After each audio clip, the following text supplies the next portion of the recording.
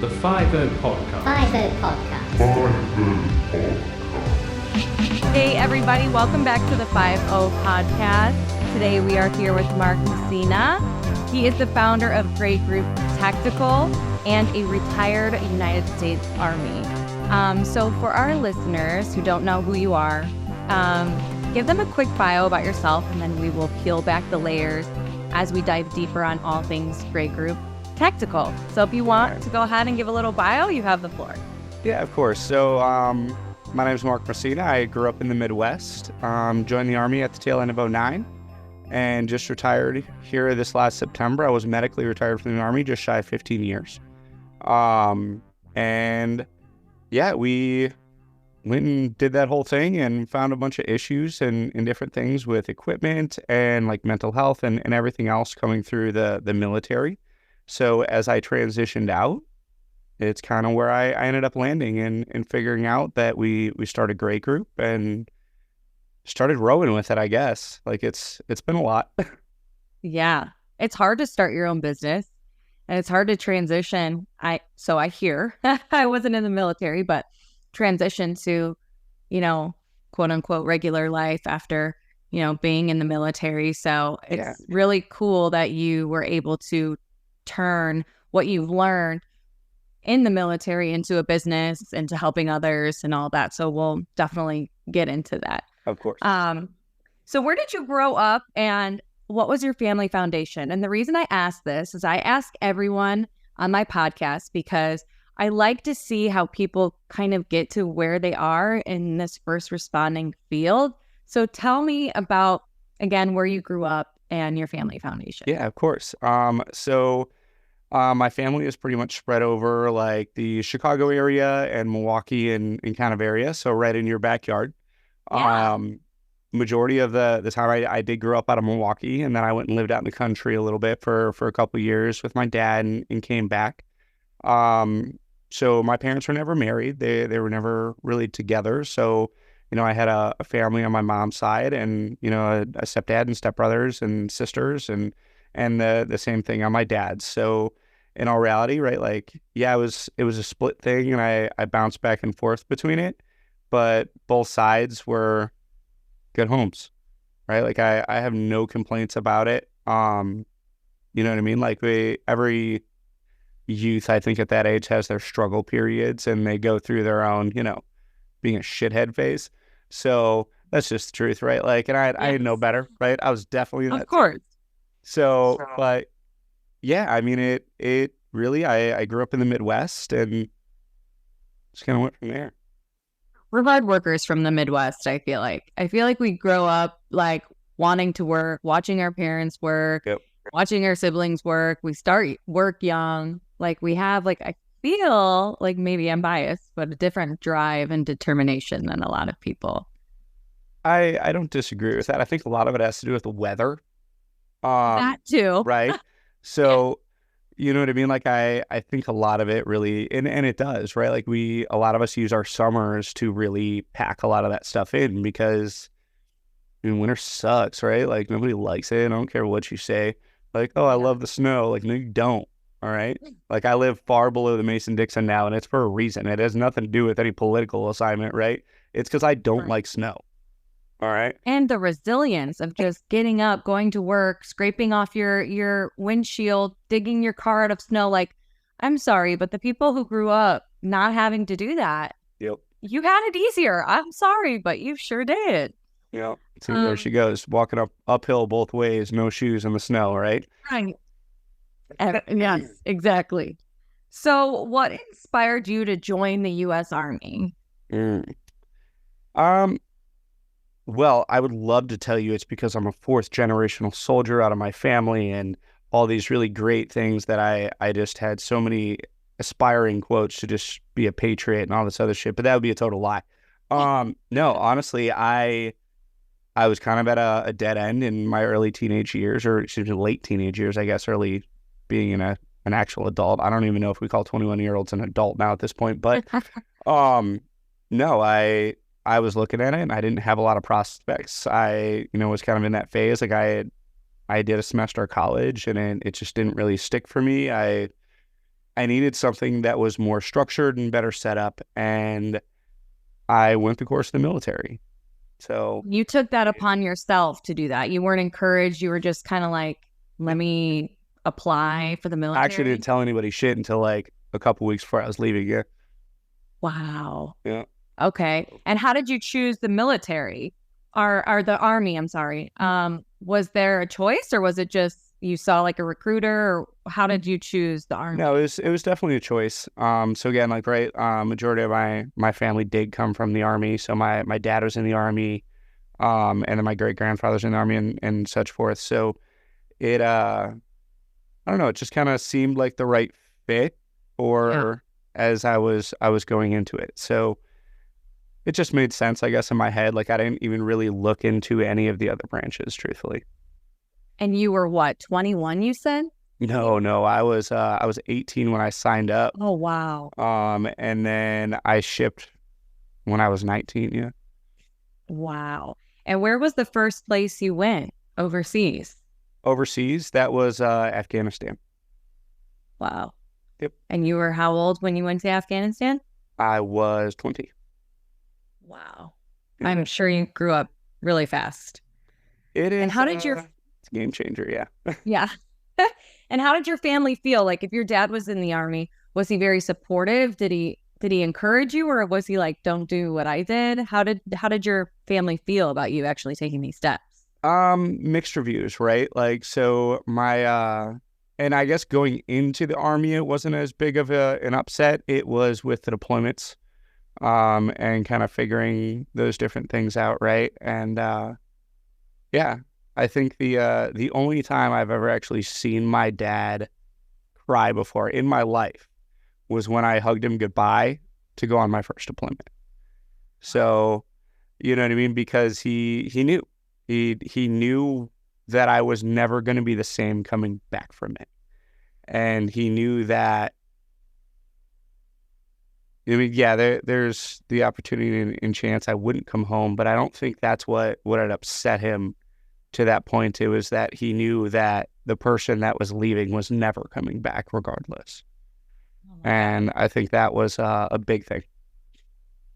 It's so wild because it's so true. Like even at such a young age, like the way that the things that you saw, you probably can't describe, and people who are there with you are the only ones who are going to understand. And like people like your dad, so that's why, like you said, he probably felt it so differently because he knew how much you would change and the horrible things that you would see. And that's just like such a profound feeling. I can't even imagine. I don't have children yet, but when and if I do, if they choose to take that route, I know it's not not easy to be a parent. So what was your favorite part about being in the Army? Ooh, that's a tricky one. So, I guess the military has its ups and downs, right? But at the end of the day, it is one of the best kept secrets in the world because you get an opportunity to live unlike anywhere else. And you gain understanding. It comes at a cost, right? But you gain understanding of yourself at such a different level, right? And that comes with training, that comes with trips overseas, that comes with, interactions with people and doing those things. Again, that does come with a cost, right? And we can talk about that a little more later, but I think it's the thing I loved the most about it was its ability to shape, people into viable humans, right? Like, and I don't even like getting into the, like citizens and like whatever other BS, right? Like, it's just like, it makes you a terrible human, but it makes you one of the best terrible humans, if that makes sense. It does. Right? Like Yeah. You view things and you handle and I guess you rationalize and you understand, and your metrics of thinking through problem sets are completely different after And I think that's probably the best thing that I got out of the military, and something that I think I kind of reveled in. Yeah, absolutely. And what struggles did you face while in the military? And I know there's probably hundreds. But if you could pick like maybe what first comes to mind when you think about struggling, was it, doing those deployments? Was it where you slept? Was it what you eat? I mean, it could be something small to something huge. Um, I think the best way to kind of break that up is over the course of my career, right? So, because Mm. the first 4 or 5 years in the army and in the military in general, right? Like you're nothing. You know what I mean? Like you're there, and that's majority of your first term contractors, and that's where majority of soldiers leave the military, is after that first term. They don't stay longer. It's only the dumb ones that stay, like me. So, but no, it's I guess in that first portion of it is truly the breakdown aspect of it, right? And everyone's like, oh, they break you down and build you back up in basic training. No, they fucking don't. Basic training is nothing. All right. They don't, you learn the bare minimum basics of just being a soldier and then showing up to your unit. That first, year or two in your unit is truly where you learn everything. Um, and I guess in those moments, right, like because at this point too, right, like I was also married. I had a child, and I was supporting them on E1, E2 pay, which Right. isn't very much in case y'all were wondering. It's like $1,200 a month, plus like BH at like another like $1,000 a month, right? So just imagine, working and going out to training and being gone and, doing all those things and having to support a family on that. One is a major struggle. But Yeah. then two, your work-life balance just isn't there because you're You physically can't be there. right. And you're just, and even at work, your value is so minimal because you are just nothing in the machine. Um, and that was difficult. All right. So that would, I guess, would have been my first term. Second term would be like once you become like a non-commissioned officer, on the enlisted side. So that's that E5 through E6, kind of work phase. And there, it's really that struggling to find who you are as a leader, right? And building those leadership attributes about yourself, that you're taking the good and the bad from everybody that you've learned from, and figuring those things out. So the struggle point there is really figuring out who do you want to be as a leader, and building yourself into that, right? And obviously the military has, its own program, because we self-build all leadership. You know what I mean? Because they can't hire from outsourcing, right? There is no recruiter that Right. goes and hires a commander. It's not how it works. Um, so learning and figuring that out, right, is definitely the next major jump. And then once you become a senior non-commissioned officer, it's that E7 through E9 phase. Um, that whole thing is a fucking hurdle. Right? Like, just because you're now working at a level in leadership to where you are no longer in the fight. You are now removed from it, and you're kind of put in the back, right? Like, you're still there, and you're still, going to the field and training and doing all that different stuff, but you're now doing it, and your laptop is, you know your weapon now, right? Like your Yeah. ability to command and control and move assets across the battlefield, and your level of thinking has to be so much higher than what the expectation is previously. So your further education, you're building out your vocabulary, you're doing those things so you don't walk into a room and sound like a Neanderthal. And that's huge, right? Because up to that point, that wasn't a problem. You never had to grow up. Once you hit that senior NCO is where those expectations dramatically increase. And yeah, hey, no, this is real, and your education base needs to be ramped up and on par with your officer counterparts. So I guess that's kind of, so everything's a hurdle, but just at different phases and with different respects. Right. And different levels, like as you Yeah. grow, different hurdles arise. And Yeah, I can't imagine even too, because I think about it in like my point of view as like a police officer, but like you said, it was kind of interesting. Like you want to be this leader and then you become a leader, but then your weapon becomes, like you said, like a laptop, and you have to Yep. do. You're different. It's like getting off road patrol, right? In like my mind sense, and I assume that the adjustment is huge. From not having that. I'm sure you still have it, but that fight or flight feeling every Yep. single day to now you feel it for the people that you're responsible for. Right. Yeah. And then So developing the all training interesting. plans to get them ready for that as well, too, is just Right. a major responsibility that's on Major. yourself, too. And you know what I mean? Because nobody wants to see anybody get hurt. That Right. is just the reality of where we work and what we do. But, it's your responsibility to get them ready for that. And Yeah. now you have to understand and recognize, too, why it's so important to treat them less than. And to do that because you are building that strength and that mentality to overcome those major stressors when you are in your fight or flight response. Because Right. at the end of the day, we have to use and change those neural pathways for them to act, right? Because that is what's going to save their lives.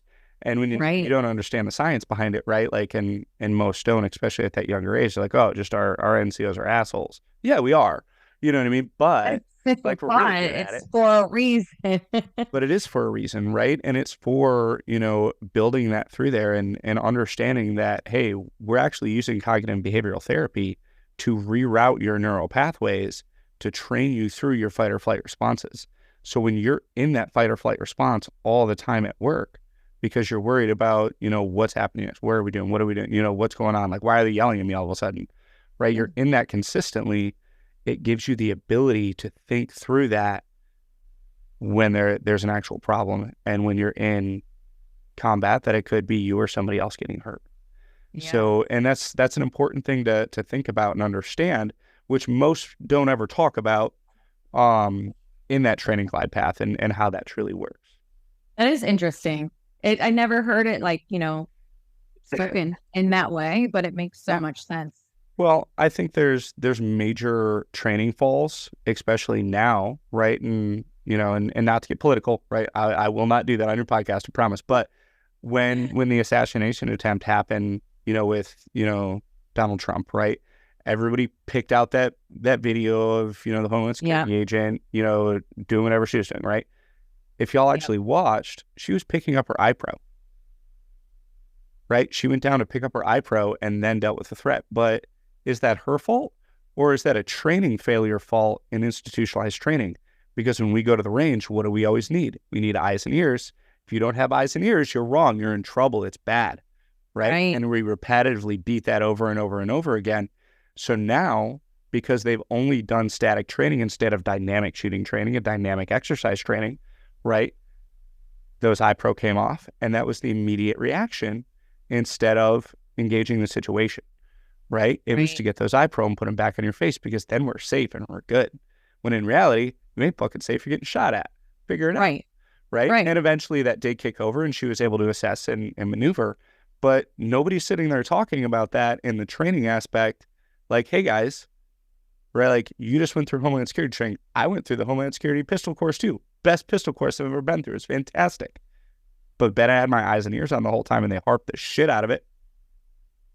Exactly. Little fun fact, right? Like, so maybe we need to change how we're operating in our neural pathways of how we need to react during situations, which is coming out for Great Group. You'll see soon. Oh, I'm excited. Yep. That is some good see that, like, product placement, like marketing right there? That was good. Yeah, I didn't even prep that. That's just right off my head. I didn't even read your questions, I'll be honest with you. Yeah. I like to do it live. It's more authentic. I don't really read it when people send them to me either. I just kind of do it as a courtesy. Yep. I'd rather just speak on it like how you do, like just what comes to mind. But so last question about the military. Yeah. And I guess you just got out, you said like a year ago, right? Yep. Coming up on a year here, yeah. Yeah. So how do you adjust to life after the military? Is it as difficult as people say it is, or is it person to person? Like, just how are you adjusting? So for me, adjusting, right, and understanding, I guess I'll give you a two-part answer on this one, right? So Yeah. one, this is actually what one of our nonprofits is specifically driven from, right? And I've kind of worked my way up now. I was just doing a fundraiser for him, and now I'm about to be the VP. Um, so here we Awesome. go. Yeah, it's great. But QRF Up is an organization that's against veteran suicide, right? We all understand that veteran suicide is a major issue, but it's not just veterans that we're targeting with QRF Up. It's veterans, active duty service members, first responders, and their families. So because the transition portion is hard, and I guess the best way I can explain that is from my own personal experience of figuring it out, right? So, and how I work that in is when you live outside of what we would consider like societal normalcy, which is here in the United States, right? Like, and every city's different, every state's different, you know what I mean? Like we get that, right? But at the end of the day, society in general is the same, right? Like there's cardinal rules, right? Like, you can't do certain things because they're unacceptable within our country. That is not the same in other countries. And, when you spend a dramatic amount of time outside of those social norms or societal normalities, and you end up having to take on a darkness.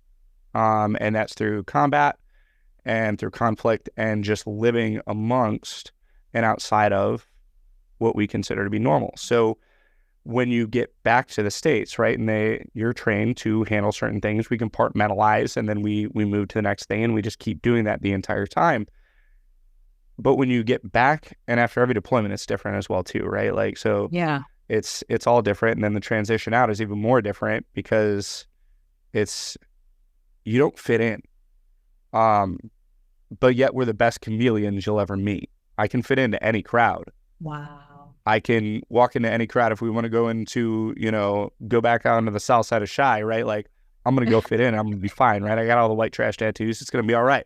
You know what I mean? Like, or if I want to go suit and boot and go to a high-end gala on a red carpet event, I can do that and still have an eloquent, conversation with somebody, at a higher level, right? Right. But at the end of the day, who am I? Wow. So because we have been trained to be so adaptive and to, blend to our situations and to do those certain things, you lose part of who you are. And you are now carrying this darkness within you that you needed to survive through a lot of those situations. You needed to take a piece of that with you. But now everywhere we go, it feels like I'm wearing a mask. And I'm wearing this mask, and that it's not something that I can take off and show people the crazy behind, right? And you have that inner turmoil and that self-hate and that all those different things. So I'm pretty far in my mental health journey too, right? Just to be clear, right? Like I've recognized all this about myself. Which is So great. yeah, like Yeah.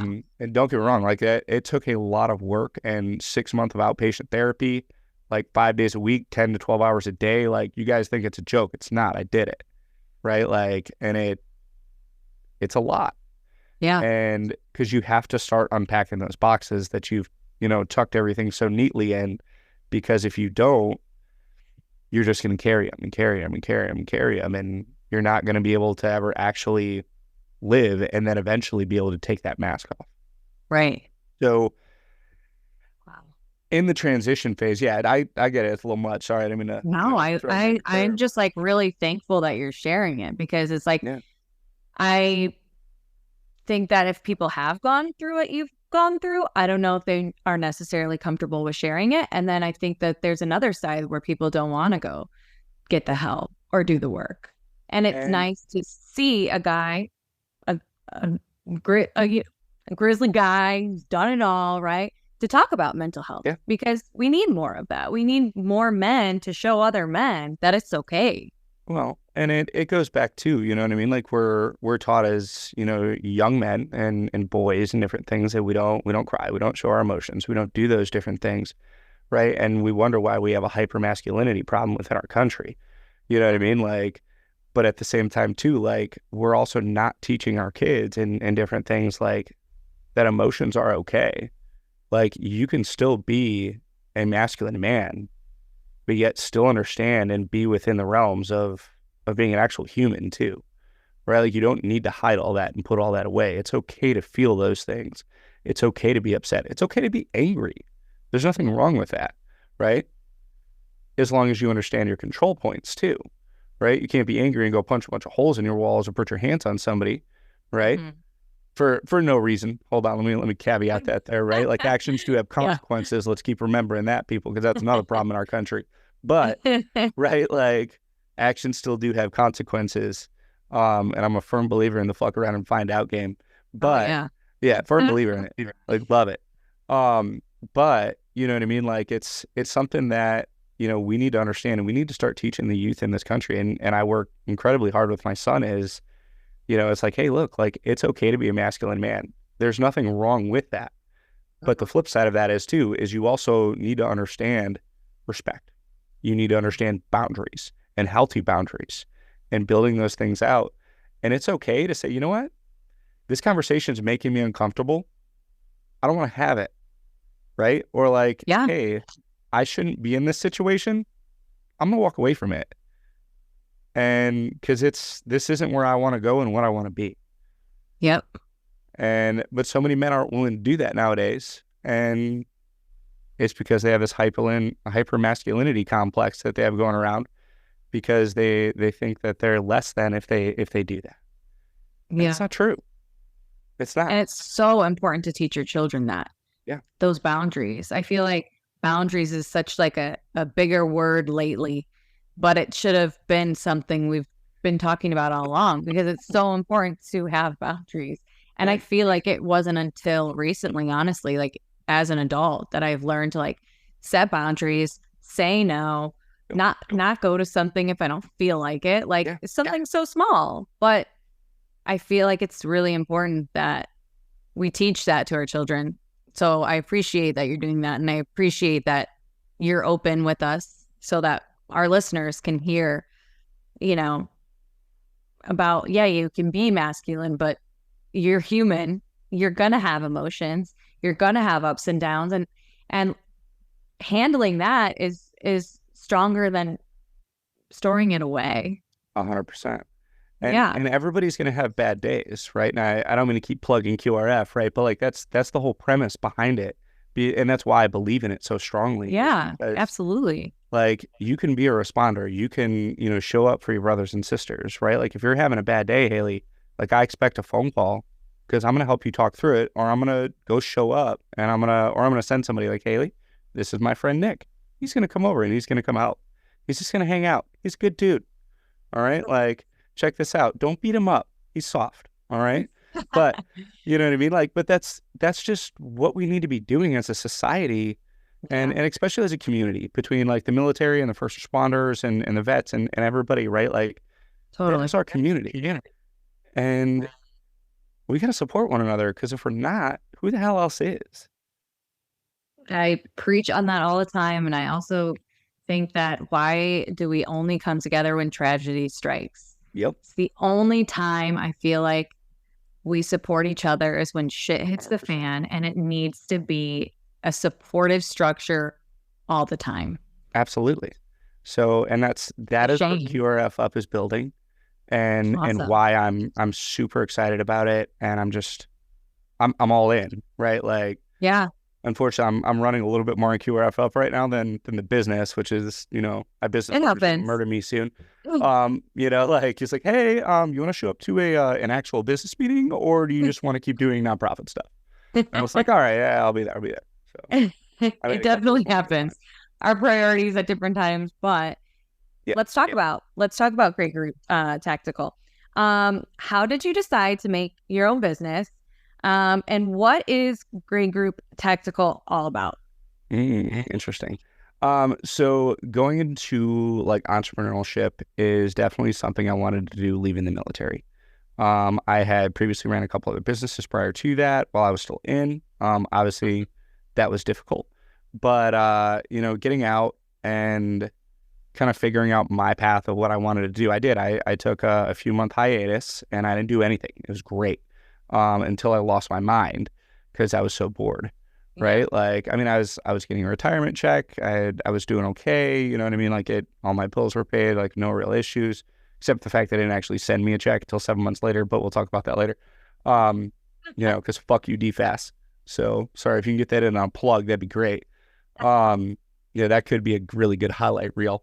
Um, but you know what I I'll mean? note it. Like, yeah, thank you. So, but no, I knew I wanted to get into it. And my business partner actually, he had been asking me to come help him with his business for a few years. And I kept telling him no, because I didn't want to be in this market. I didn't want to be in this line of work. I didn't. And I'm like, dude, once I'm done with the military, like I'm hanging up the hat, brother. Like I don't want to do this anymore. Um, Well, he came to me again and he was like, look, dude, like I'm in trouble and I need help and this is where I'm at. And I need somebody like you who, one, has the time because he's still active duty, and two, who can actually like put the law down about certain things because you handle and you manage and you lead very differently. And I need that. So we ended up taking his company, we liquidated it. And we're still going through that process because of a bunch of whatever other legal issues and everything else, right? Like, is what it is. Yeah. Unfortunately, that comes with running businesses. Like, if you're scared to get sued, don't ever open a business. Yeah. Because it's going to happen at least quarterly, and then you're going to be fine. Don't worry about it. So we have insurance, right? Like, so, but getting into this, I'm like, all right, so we went and liquidated. And I created Gray, and I created it under a corporate structure to build it out into something a lot more. So I just bought out everything that he had previously, like physically bought it, and then pulled all the intellectual property under, and then restructured and changed a bunch of stuff to come out with what we have now. So the main product lines were, our carrier systems. We are now also branching into clothing. We are branching into really cool gun belts. I'll give you a little teaser on that one. Right? Like the gun belts we're coming out with are amazing. And then we're also actually executing a pretty large scale merger right now. And we are bringing armor under the fold. We are bringing training under the fold. Yep. And we are actually looking at putting up tactical centers across the United States for training. But again, right, we kind of talked about, we were, doing the whole vertical and horizontal integration programs. I'm also incorporating the nonprofits that I support and the nonprofit that I just fired off into those training centers as well, because I want to set up recovery centers on the same land. So, but yeah, that's kind of how Gray started. And that was the original vision. And it has obviously molded and changed and dramatically changed since the initial concept of what we were doing. But yeah, that's kind of where it is. Did I answer your question? I totally Yeah, no, you answered it. And I totally get it. Like starting your own business, whatever you like your initial goal is, that's just the initial. It turns into so much more, like so much more. And how did you come up with the name Great Group Tactical? Well, that is actually interesting, right? So, I was toying around with a lot of stuff, and kind of figuring it out. And the logo actually came to me first over it, right? And my hats don't do it justice. Because we do have and are just plain black and white logo, which is predominantly what we use. I only use my colored logo for like special stuff. But if you look at it, one of the stars in my colored logo is dark and one is light. And then it has the G, right? Like obviously y'all can see it. There's a lot of symbolism there. You've got the castle, you've got the razor blade, you've got the shield, you've got all of it, right? Like, so there's some symbolism. Then obviously it makes a G, for Gray. But the idea behind it was, and originally it just started as Gray. that the world is not only black and white, and that if you actually want change to happen and you want there to truly be something that is different, you have to operate in the gray, and you have to, work behind the scenes to get stuff done and to cut through the red tape and to actually fix a problem. It's never a black and white solution. So in order to get stuff done, you got to work in the back, right? And then, the group tactical obviously came in, and then it's obviously Inc. because we're a corporation, not just an LLC. Excuse me. Also, there came some other information. So some of y'all, if you ever spent a lot of time on Fort Bragg, you'll know about the Gray Man Project and Gray Man schools and programs and different things like that. There's a bunch of schools out there that aren't just listed on the directory that you could go to that teach different stuff, right? So there's some military terminology, and then there also actually was a Gray Group store that had since shut down and been completely removed that was on Fort Bragg, and it was only there from a certain couple years, and it was just one of the coolest stores that was there for tactical accessories and gears, and then they closed up shop. They're gone. So, and the LLC and all the domains and everything were open, so like obviously they're gone. So I switched it up a little bit and I changed it, and I designed the logo personally and like went through and did it. Awesome. Yeah. I love that. I love learning about why people choose like the names that they choose. Yeah. And I didn't even realize how much went into just the G, which is really cool to like hear. And now I'm going to look at it more differently, but it's nice to know that there's always something more to a business and to an idea than you even realize at face value. So I know you're adding training classes or already have some training classes. Can you tell us more about the training courses and like who would be a good fit for those courses? Of course. So we are working with a couple other partners, right? Again, we are going through a merger process and bringing some other folks in, right? Because anybody who thinks they can do this like by themselves because they're he-man or she-woman or whatever the hell you want to think you are, you can't. You can't do it by yourself, and you're done. So you need to build out the right team, and you need to bring in the right people, because that is hands down the most important thing that you are going to do in business. And if you want to try to close hold all this by yourself, you're going to fail. That's why 90% of businesses do fail, is because you just want to be in control of everything because it's your vision and your stuff. Not how it works. So you got to bring in the right talent, right? So I'm actually working with Sword and Shield. The owner is Sal Bros. He is a phenomenal human. I love him to death. He is a God-fearing man, and he is here in Georgia with me. He is looking at doing a bunch of stuff. So he is an EP contractor. He was prior military, and he does training. He does, executive protection work. He does a whole slew of things, and we're looking at taking his company and his training to the next level. So when him and I spoke about it, and we just kind of became best friends overnight, right? Like when we're just like, oh yeah, like, all right, now we hang out, we go to Sunday dinners at this really fancy place. It's really nice. We go on bro dates. It's not a big deal. And tell me another man that's going to take you out to like, a wine vineyard and have, food and wine and cappuccinos out looking over the vineyard and stuff like that. Yeah, we're weird. Talking about guns. Yeah, talking about guns and training, right? Like, yeah. That's who we are. Bunch of weirdos over here. But no, so Sal is absolutely phenomenal. He runs a great training program. He works with a lot of the sheriff's departments around here. He does a lot of the SWAT schools around here. And then obviously a lot of EP work. And then he does, personal protection work and helps with home assessments and a lot of other things. So we are bringing him in the fold here shortly, right? We're still in the works of it. It ain't totally done yet. But I definitely want to plug and play him because he's phenomenal and does great work. And then the other one is Amanda Rose. So she owns Athena Tactics out in Idaho. Amanda is also a phenomenal human, right? Like one of my favorite people, hands down, the best female instructor I've ever met in my life. That's amazing.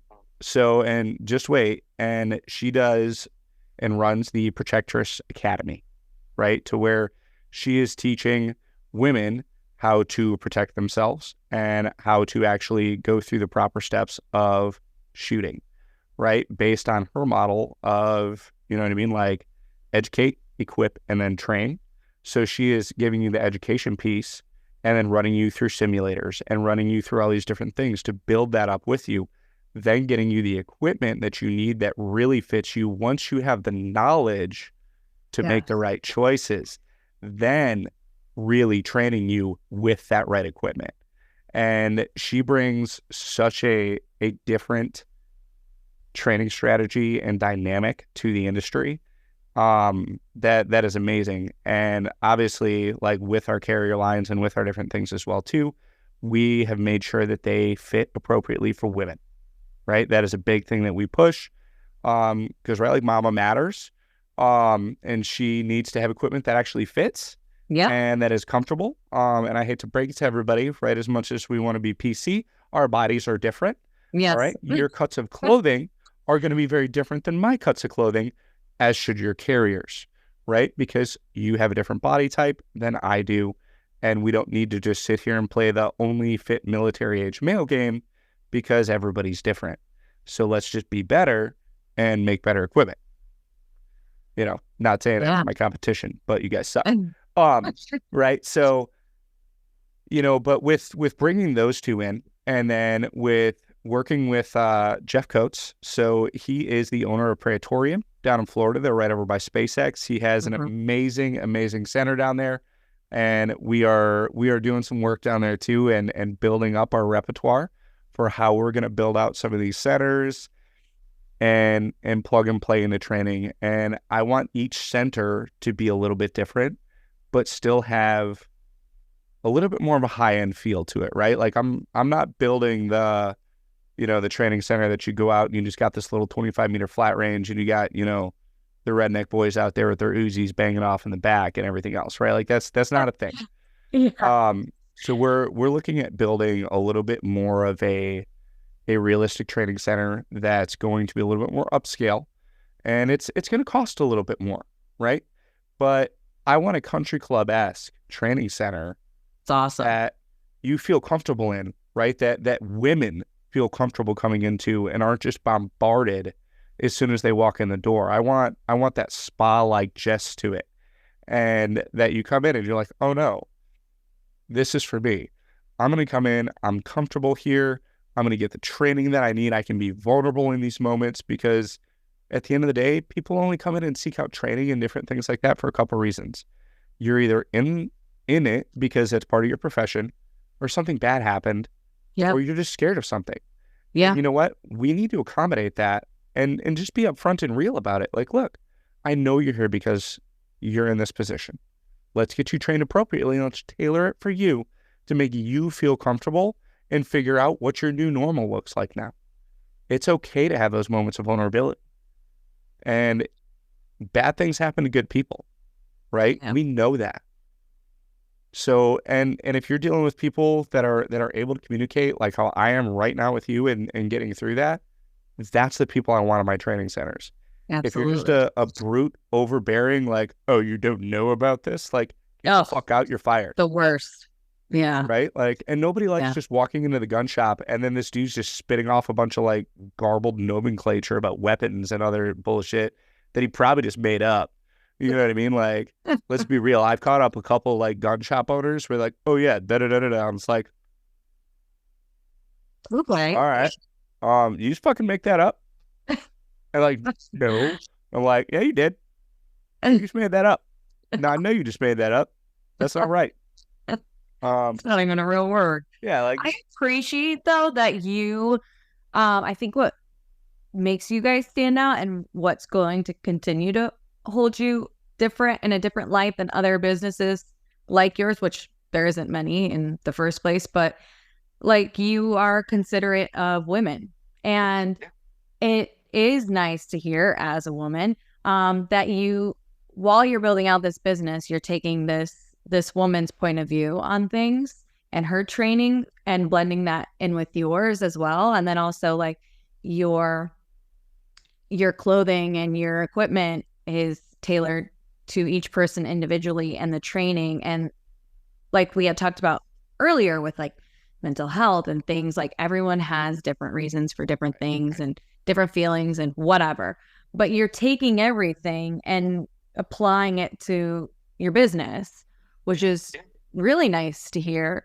And I think it's going to make you stand out by having this woman's perspective. I really do, because we as women, we, like you said, there are times that we will get uncomfortable when going to certain things, when we're the only woman there. If we have a question that's different, because our use of force is different. There's a lot of differences, especially even in, my field as a police officer. Whereas like if I'm with 8 guys, how am I going to feel comfortable asking the questions that I need to ask?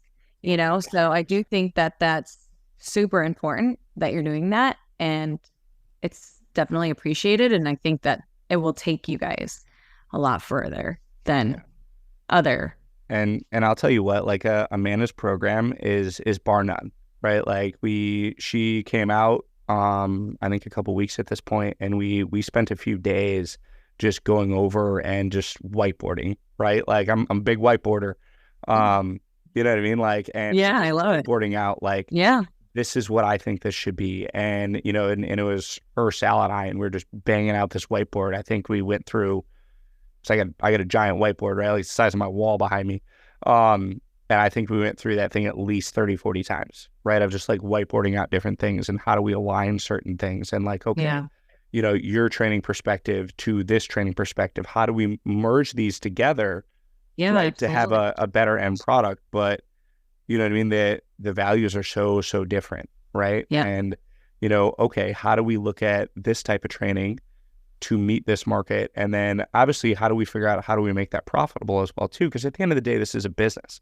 We have to make money, and we can't just do, specialized individual training over and over and over again, right? We want to do that. That's what we want. That's what our hearts want. You know what I mean? But at the end of the day, we still have to be profitable. But how do we still 100%. Get the best training that we can to everybody? And then how are we running our checks and balances on that training?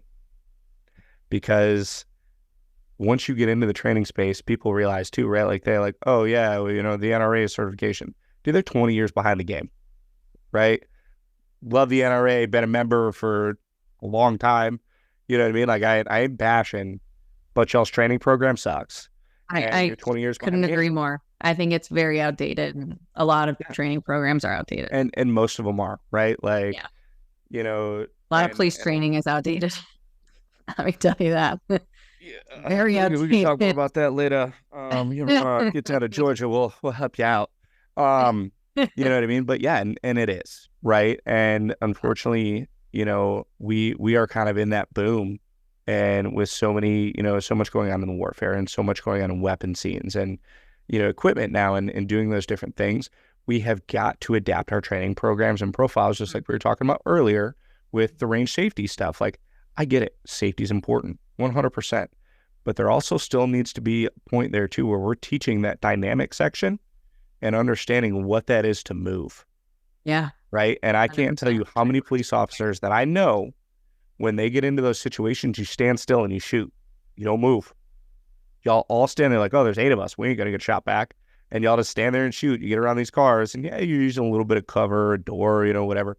But y'all just stand still, right? Like, and that's scary to me, right? Like, y'all need better training and outdoor training. Dynamic, right? I feel like we are only ever in a small range. Correct. And I have yet to receive any outdoor training. Well, you come down to Georgia and I will teach you dynamic training around a vehicle. I would love that. And it'll be super great. And we can use some sim guns and we can shoot each other. It'll be super fun. That sounds like honestly so fun. Yeah, it is. It is. And that's what we're trying to bring though in our training, right? We want to do that dynamic training. We want that. Yes. Are we going to have an indoor range? Of course we are. We're going to have some nice outdoor ranges? Of course we are. But I also want a completely movable, CQB room that we only use sim and airsoft in. There's no live rounds. You know why? Because that's really where your money's made. I completely agree. And training every time we do like training, like we recently did like an active shooter training in a school. That was so beneficial in so many ways, just for tactical mobility in general. And it whether it was for the school or not, I can take so much that I learned in that training and just regular life situations instead of just, like you said, standing stagnant in a range inside and just shooting my gun at a target. Like that's not the reality of you need that. That is repetitions based. You should do that once a week. And even if it's 25, 50 rounds, once a week, just go in and just get your repetitions, work on your trigger squeeze, work on, your fundamentals, because those are the basics. You need to master that. Yes. Right. And anybody who's carrying a weapon with them and on concealed carry, you should be shooting once a month. Oh, gosh. If you're not, you're wrong. Like you're wrong. And I'm a firm believer in that. Right. Like that you need to practice with your weapon. That's just how it works, right? Like I carry a weapon with me all the time. It's great. Love it. You know what I mean? Like obviously I'm not in Chicago. So see a little slide on that? But you know what I mean? Like that's a thing. But you need to practice with it. You need to train with it, because at the end of the day, it's a tool and you need to know how to use it. But with that, for more advanced training in those different things, you need to take that step back too. And I think the biggest issue with a lot of people too is checking that pride at the door. All right. I go to other people's training all the time. I love it. Which is great, actually. When I first met Sal, I met him. 3 days later, I was in one of his classes. And because you got to take what you like and leave what you don't. And it's so important. I wanted to see how he taught. I wanted to see it like, hey, we want to do business. I want to see what you do. And absolutely, I showed up to his class and he's like, you're here. I'm like, I am. What's up? And I went through his course and I let him teach me. And I left my ego at the door and he taught me things that I didn't know. And at the end of it, right, once all the students are gone, I'm like, I would do this a little different. This is how I would do it. He's like, well, I changed that because of this. And this actually relates better when you're talking to civilians who don't have the level of training that we do. That's is why I'm doing it. Important. And I'm like, that's super important. That makes sense, right? Because I've never trained civilians. I don't know what that's like, right? Like I've only trained other mil and law enforcement and, foreign militaries. So there's a big difference there, right? Huge, and how do you train at those different dynamics? So, and if you're an instructor and you're not going out to other people's courses and because you think you're too good or you're a PSA shooter or doing whatever, like come over to our shoot house. I'm gonna fuck you up. It's gonna be fun, right? Like we got a guy, actually, a little quick story, right? We were going through the training and the end of it is just kind of like a force on force. And we just, we're expending the last bit of sim rounds and we're going through it. And it's, all right, you got 3 minutes to hunt each other in the house. And me and this one guy, we got cornered up in opposite rooms. And I knew where he was. He knew where I was. So I'm like, okay. So we're kind of sitting there. And I reached down and I grabbed a broken wood plank and I threw it against the door, right? It banged off the door. He immediately stepped out and shot that door and I pied around and pop and right down, right? But it's those little things. And like, I never would have thought you would have done that. And it's because, again, we're thinking through and we're readjusting our neural pathways, because when you're in those stress moments, you tunnel fixate, right? Yeah, and when 100%. You hear it and knock it and you see it, right? Your mind tells you that's what it is. And you react. But once you're able to take that step back, take that breath, think through what you're doing, it makes the difference in training. And if we can incorporate stuff like that, that is a game changer, right? Totally. And sim rounds hurt, just so y'all know. Well, they do. Yeah, they're no joke. Leave a mark. Sim rounds, leave a mark. Yeah, they're going to jack you up a little bit. So there is that just enough of that fear factor to where you're like, nope, this is going to hurt. And it forces you to actually think through those actions. Yeah. And Sal's a dick and only gave me 3 rounds, gave everybody else 12, which is really not fair. You got to use yours wisely. Yeah, well, So, but yeah, no, we had a great time with it though. And it was really, really good doing like single man clearing. I've never done it. I've never done single man clearing through a building. I've never had to, right? I've always done it with the team. Right. And if I'm worried about the flip side of somebody breaking in, I'm trapping. I'm not maneuvering, not by myself. I know what my layout plan is. I know that I'm going to trap at this certain point. I'm going to let them walk into a fatal funnel and I'm going to execute as needed. You know what I mean? Like, because I have that set in my home And, But that's a really good point. You don't yeah, think about it. It's like you have a son, right? I'm sure you have a home or wherever you live. But God forbid something happens in your home, you're not just gonna have a team show up right away. right. If you wanted, like as an experienced Yep. person, if you wanted to go and clear that house yourself, you could, It's a whole different game until the plan. police arrives or whatever, Yep. you choose to do. But yeah, I never really thought about that either. Like I wouldn't if a recommend home clearing. invasion or burglary or I would something. never recommend that to anybody, even as, an experienced shooter. And I've done a lot of clearing. You know what I mean? Like, you're by yourself. I wouldn't recommend clearing, right? Like, your first action is you get on 911. Yeah. Oh, somebody's breaking into my home, right? And your family needs to have a plan for that. Okay, Right. I know that I'm gonna grab a weapon. I know what weapons I'm gonna use in my home, right? Please don't use a shotgun, for the love of God. Right? Like, so many people love a shotgun as a home defense. It's the worst. Right? Like, please don't do that. So, you know what I mean? Like, get your weapon. And we have a code word in my house, right? I ain't gonna tell you all what it is because then you're gonna come try to get me. But But that's right, also like, important. we have a code word, and I yell the code word, and everybody knows that they're going into the back, the back room. Yep. They're going to move it. I'm going to hold that hallway down until they get there. They all get back there. They're on the phone with 911. They're telling them to get where they're at, what's going on. And I'm communicating with who's ever coming in the house. Like, hey, look, if you come here, this is where I am. Like, if you come back here to harm my family, like, just know, right? We got castle law in Georgia too. So, we had a little different, but you know what I mean? Like, and doing that. So, and like, and just being responsible like that. I wouldn't recommend going out and clearing. You're opening yourself up to vulnerabilities. I know my house better than you. I know that if you're going to come up my stairs up to the second floor where everybody's at, right? Like, I have this corridor that you're going to get stuck in, and I know I can pin you there and I can trap you there. And if you cross that threshold, you're mine. Yep. Don't do it. Just don't do it. Like, because you're not going to like what's going to happen. And it ain't going to be one coming. It's going to be all of them. You know what I mean? And we're going to reload. Like, so, and not to get off topic, but, that's what people need to learn. 100%. Because now my family's safe.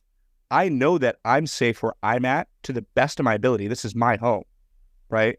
I know how walls work. I know that that's reinforced right there. I know I put an extra beam in it. You know what I mean? Like, I'm there and I'm ready to go. And we're established, right? Like, you're not going to get past that because you have that defense set. I know the family's safe because they're locked in behind a barricade and a wall that rounds, if they do come that way, they're out of the trajectory of where they need to be, right? So there is no way they're going to get penetration through a wall, right? And that I'm that in-between point. And if something happens to me, we're one-up drilling it. We know that, right? Like, but if anybody's really charging down that hallway and they get me, like, somebody's actually like, there's some entities coming after us, so you're in trouble anyway. But you know what I mean? Like, so, and that's just something to think about, though. And that's really where that training comes into play. Like, you don't need to charge. You don't. You're not on offense here. This is your ground. Let them come to you. Yeah, absolutely. And if they're dumb enough to do it, well, other than that, it's just stuff, man. Like, go ahead, break all my shit. I got insurance. They're gonna pay for it. Yeah. I'm gonna hike up that price anyway. You know what I mean? Like, oh no, I have 3 TVs down there. I swear to God, right? Like, so, but, and that's just the truth, right? Like, y'all need to really think with your minds and think through that, and figure out how to protect yourselves appropriately and do it the right way. Yeah, because that keeps you out of trouble, right? Like, hey, I told him don't come up the stairs. My family's up here, and if he comes up the stairs, I'm going to shoot him. Oh, that was premeditative. Well, you're right. It was. He still came up the stairs, though, didn't he? Yeah. I told him not to. You heard me on 911 say, do not come up these stairs. I will shoot you. And then I did it. Well, whose fault is that? Well, it's theirs. Yeah. They shouldn't have done it. Yeah. And they're in my home. Yeah. So with Great Group, you're going to have a lot of all-encompassing things. You're going to have merchandise, which I see you have some t-shirts and stuff like that. You're going to have merchandise. You're going to have armor. Yep. You're going to have belts.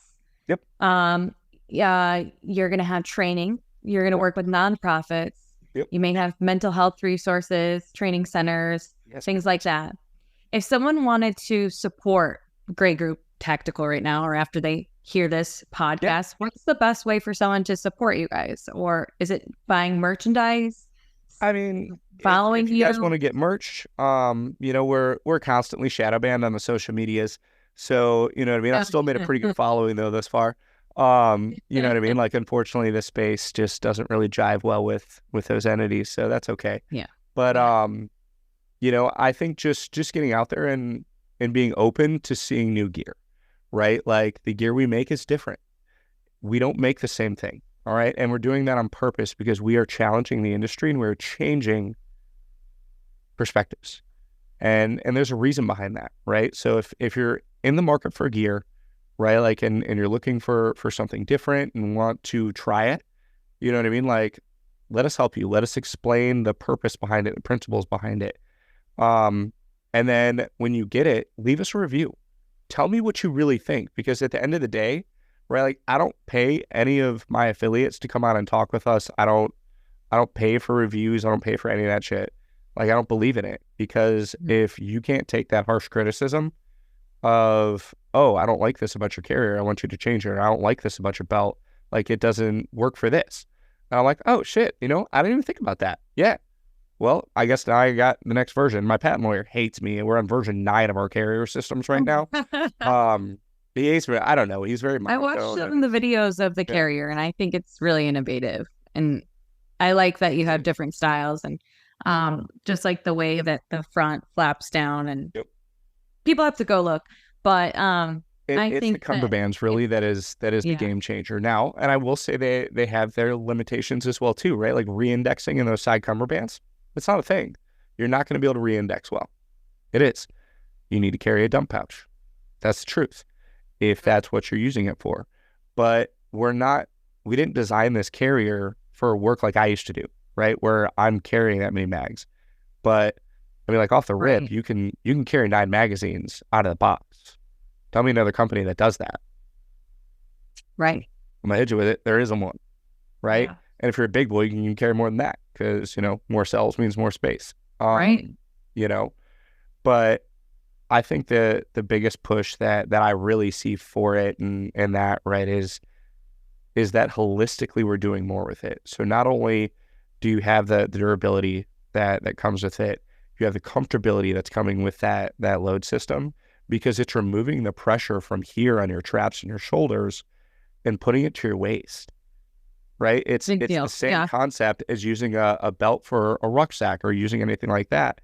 And it has enough flex to it, right? With our own patented material that we're setting up and using for it, right? Because nothing on that thing is off shelf, right? Like, everything we've done, we've put a patent behind, we've put a trademark behind, we put a license behind. That's why it's been such a pain in the ass. But right, like, you're doing it the right way. We are doing it the right way though, right? And we're setting it up so that it's successful beyond us. Because who am I? I'm just some random dude that's running the company right now, right? And yeah, like, I founded it, I co-founded it, right? But like, we're doing it now, but eventually it will grow beyond us. And we need to accept that and be real about it, that there are other people out there with better ideas and bigger things to do.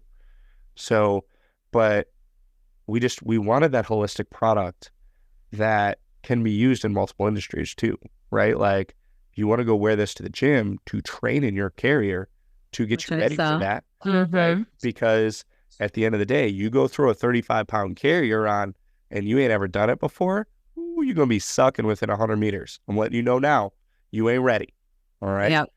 You ain't ready. And I know you wear a vest all the time, right? Like, that is a game changer. Go chase somebody in that vest. That sucks. Different game. Yeah. Sucks. Like, you think your cardio game's good now? You better get ready.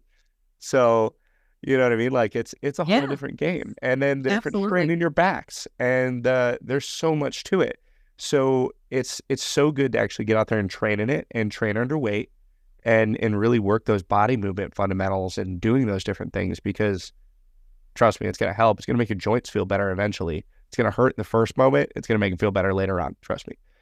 But, and just getting out and walking in it. Yeah. But now you can take that carrier and you can throw it in your washing machine. Oh, wow. Because our carriers are machine washable. Yeah, that's a big deal, right? That's a huge deal because no other carrier on the market is machine washable. Yeah, that's a huge deal because So a lot of my coworkers stink they stink. because they don't want to wash. They don't want to take it apart. How do you wash it? You got to strip it all apart. Take it apart. And then you're soaking it in a laundry tub, right? And you're mixing it with OxyClean and soak, and you're soaping it, and then you're spraying it out with a hose. Then it's got to dry for, X amount of hours. And then guess what? Now you got to work again the next 24. And, well, shit, my carrier's not dry. And I'm wearing a wet, soggy carrier going to work, and that's the worst. So we are machine washable right now. And I do have to say this, right? And I hate that I have to say this. Do not put your plates in the washing machine. I will not replace your washing machine for you if you do. Oh, my God.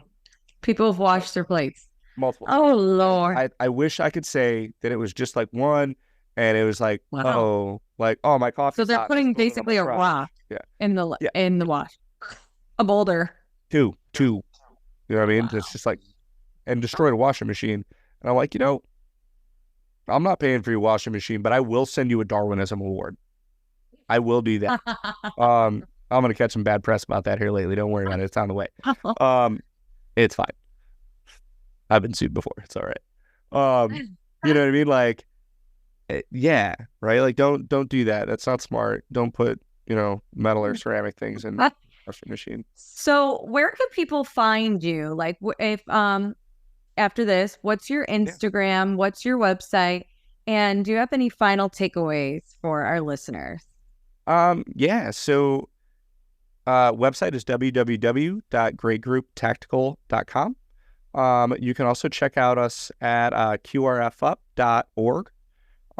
So please go in and check out that. That is our nonprofit that I'm working with right now. We also work with a couple other nonprofits in the human trafficking world, right? That's War Party and Luna. And then I also just fired off my own nonprofit. The website is not up yet. It's on that screen. I'm working on it right now. Send it over when you got it. I'd love to share. Yeah. Yep. Which is it's the Trauma Recovery Alliance. And that's how we're going to be putting some of those, recovery centers and everything out on our land once we put up our training centers. So we're building up a lot of stuff.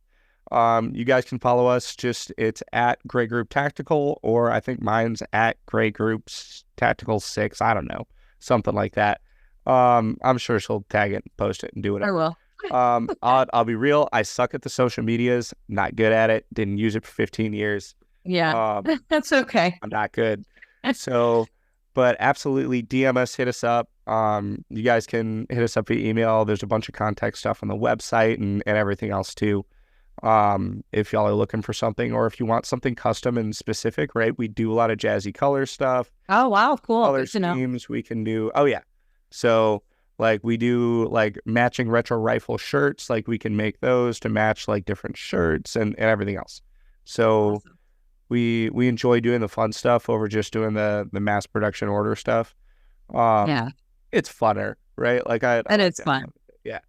But yeah, no, just kind of last takeaway too is just for everybody, like any of our vets or first responders and different things out there, right? Like know that you're not alone in these transition points and in these mental health lows, right? Because you're not. And we've all gone through it in our own in different ways. And everybody's trauma is always going to be a little bit different.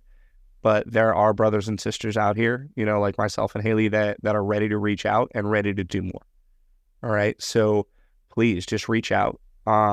Because at the end of the day, like I'm really, really sick and tired of getting the phone calls that my friends have killed themselves. And I'm doing everything in my power right now to get ahead of that and to stop getting them. All right. So the only thing that's going to really change our country for the better moving forward is us uniting in our community. And it is going to be our community that makes the difference. So like, please reach out to us, help us build up our responders for QRF up, and just be better. And let's challenge what's being said right now about where we are and what we're doing, because we have the ability to be that light for everyone and to just be a better community. Yeah, absolutely. Well, thank you so much. I loved it. Like that. I want to listen to that every day or play that out to my coworkers and stuff. It's so important. And I appreciate you taking your history and you're making this business, right? And it could just end at, merchandise and armor and stuff. It could just end there and it would still be great. But I appreciate you taking the effort and the time and the mindfulness to make it more and to impact lives, because like you said, as a community, we need to help each other. We need people to know that we are there for each other because it's so important. But Mark, thank you so much for your time and all that you do. And I can't wait to watch where this goes, because like me, what started as a business is growing into God knows what. And I feel the same with you. I love it. I love entrepreneurship. And we'll stay in touch, and everybody go check it out. And can't wait for you guys to hear this one. Thanks so much. Thanks.